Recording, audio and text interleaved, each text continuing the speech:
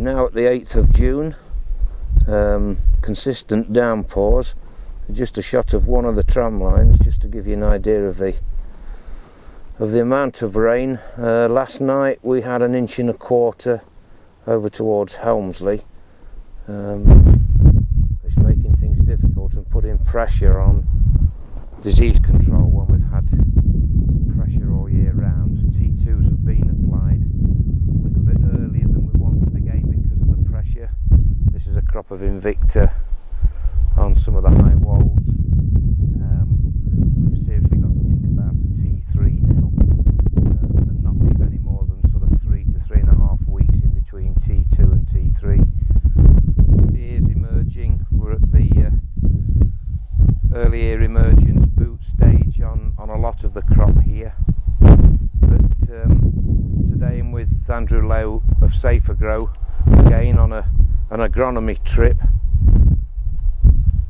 And hi Chris. Hi Andy. What we're doing is discussing the merits of nutrition at this stage as well. And one of the things you can pick up on here, Andy, and we'll pan the camera around in a minute, is the amount of green matter we've got in this field. Now, you know, it's not a particularly tall variety, but in some sense it's a little bit like grass. You know, grass loves rain, it puts on weight. Even though it's been cool at times, we've got to feed for what's there. I know it's a phrase I use quite frequently, but we've got to feed for what's there. And if we just pan round now and have a look at the crop at the side of this tram line, the other thing that's evident there, Andy, is that little bit of septoria low down. Even though we've not been mean in terms of inputs, fungicides and nutrition, that is a source of infection if these heavy showers continue. Yes. And through rain splash, as we've said before.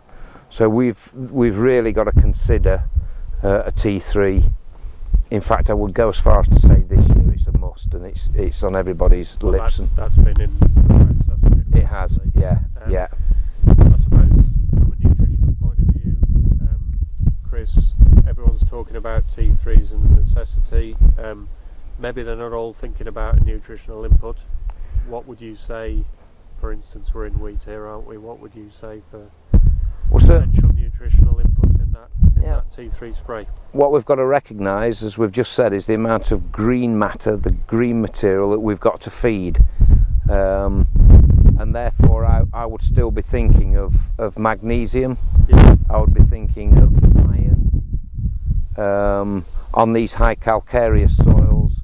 Then even a little bit of manganese as well, Andy, because we've got to keep this crop going as long as we can, or it's just going to fail on us. So, you know, in conjunction with a T3 fungicide input, I would probably be thinking about using some epoxyconazole, one of the triazoles, maybe mixing that to some extent with another triazole, even prothioconazole, Proline. But just mixing and matching a little bit, and making sure that septoria, and we're still under threat from rust. And I think the other disease which people forget about is fusarium. It is going to be a fusarium year beyond doubt, and I think you know, the fusarium species and mycotoxin levels, if we don't take note of that, could be relatively high. So, you know, feed for what's there, again, repeating myself, but feed for what's there. A lot of green material here.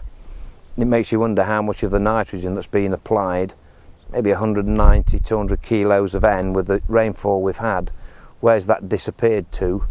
The roots are fairly well down though, Andy, now, so it can scavenge for that nitrogen. But there's a lot of material here to keep nourished.